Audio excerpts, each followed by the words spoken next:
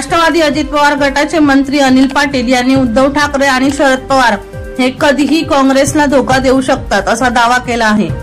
यावर माजी मुख्यमंत्री तथा काँग्रेस नेते पृथ्वीराज चव्हाण यांनी अनिल पाटील यांच्यावर निशाणा साधला आहे।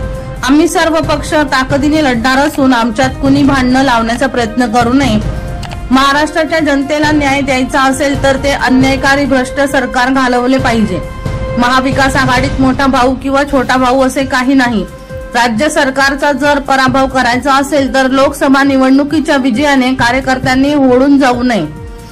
केंद्राच्या राजकारणापेक्षा राज्याच्या राजकारणातील विषय हे वेगळे आहेत, म्हणून आम्ही संपूर्ण ताकदीने छोट्या पक्षांना घेऊन ही निवडणूक लढणार आहेत, असे पृथ्वीराज चव्हाण म्हटले आहे।